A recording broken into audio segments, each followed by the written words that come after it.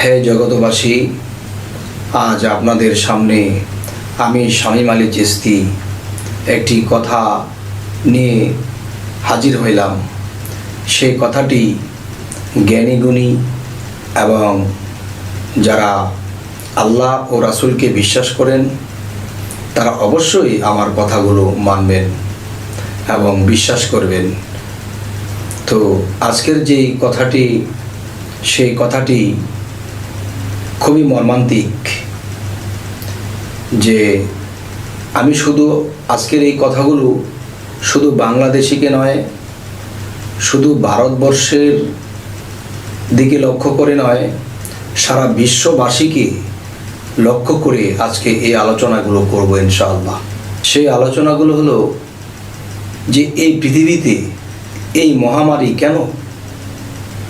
এই মহামারী যখন আসলো, শুরু হইল, তখন দেখা যাচ্ছে শত থেকে হাজার, হাজার থেকে লক্ষ, লক্ষ লক্ষ মানুষ কেন মারা যাচ্ছে? যে আল্লাহ কি গজব দিল? না বাবা, এই রোগ আল্লাহর তরফ থেকে আসেনি। তাহলে আল্লাহর তরফ থেকে আসেনি, এই রোগ কার তরফ থেকে আসলো সেটি আমি অবশ্যই বলবো। যে আল্লাহর নূরে মোহাম্মদী নূর সৃষ্টি, আর মোহাম্মদী নূরে এর সারা জাহান সৃষ্টি।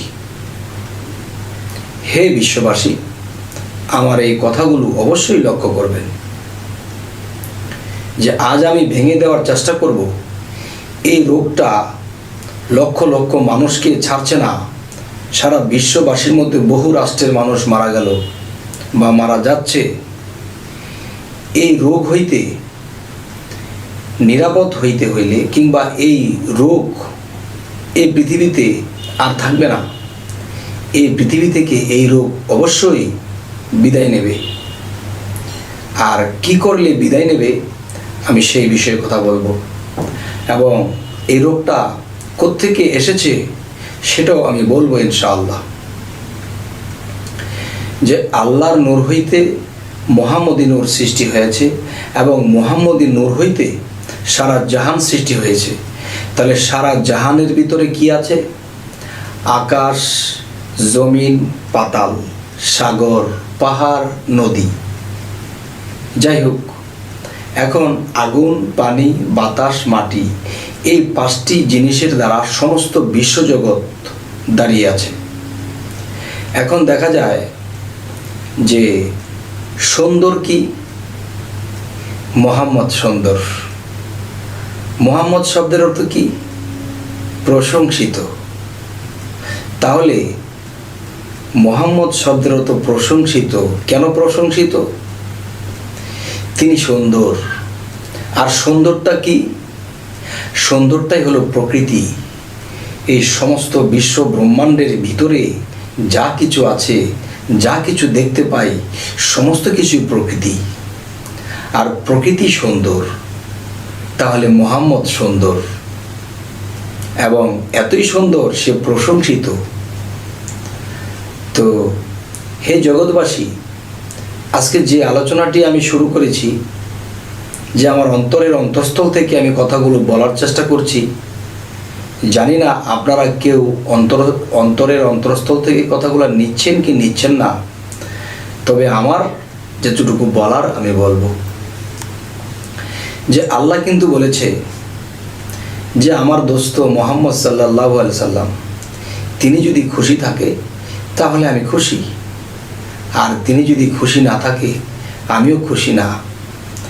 তাহলে মোহাম্মদ যদি সুন্দর হয়ে থাকে, তাহলে সমস্ত সৃষ্টি জগতের মধ্যে সমস্ত প্রকৃতি সুন্দর।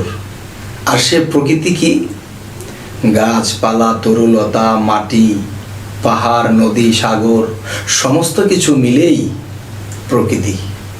তাহলে আল্লাহর নূরে যদি মোহাম্মদী নূর সৃষ্টি হয়, আর আল্লাহর নূরে যদি মোহাম্মদী নূর সৃষ্টি না হইতো, তাহলে সমস্ত বিশ্বজগতের কোনো কিছুই সৃষ্টি হইতো না।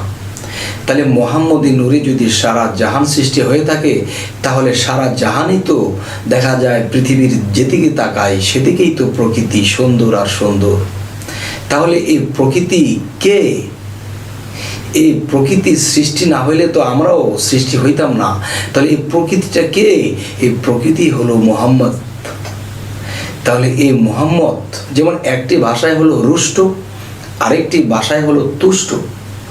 তো রুষ্ট অর্থ রাগ বা রাগান্বিত হওয়া, এবং তুষ্ট অর্থ খুশি হওয়া।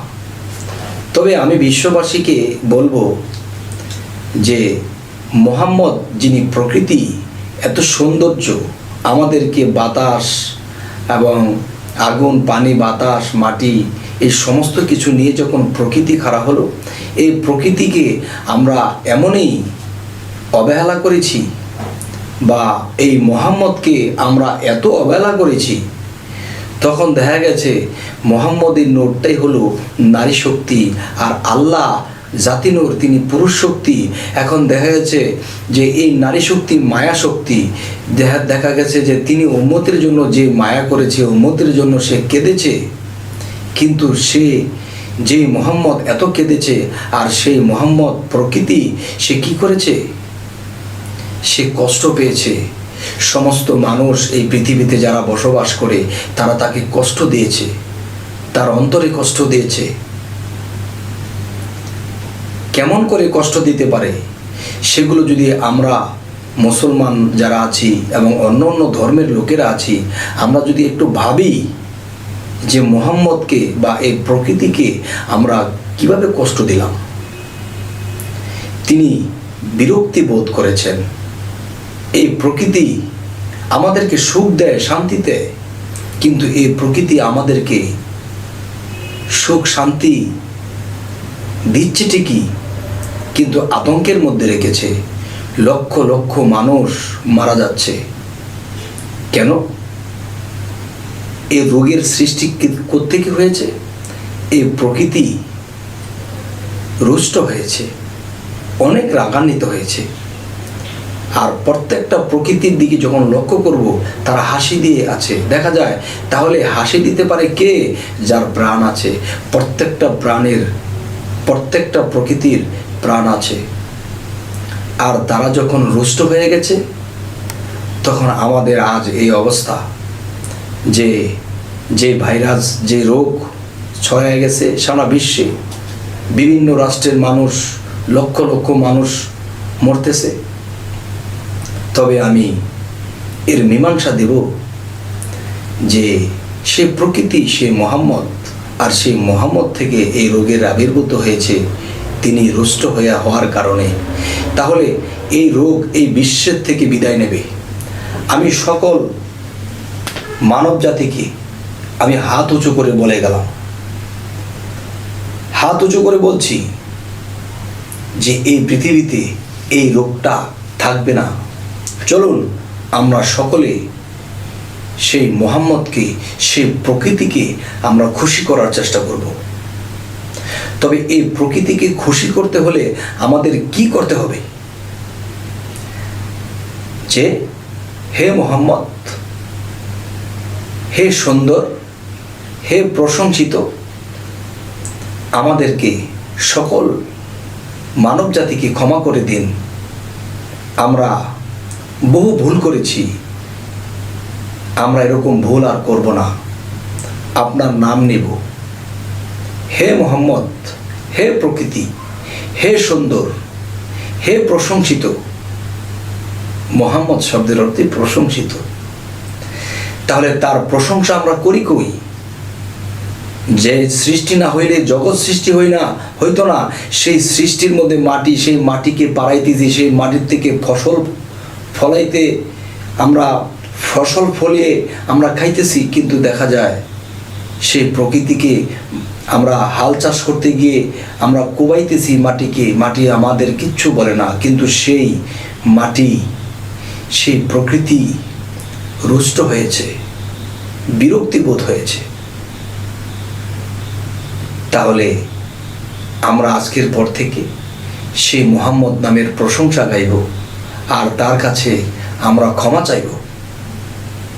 তখন তিনি যদি খুশি হয়ে যায়, রোষ্টর থেকে যখন তুষ্ট হয়ে যাবে, তখন আল্লাহ তো বলেছে আমার মোহাম্মদ সাল্লাল্লাহু আলাইহি সাল্লাম আমার দোস্ত যদি খুশি হয়ে যায় তাহলে আমি খুশি হয়ে যাই।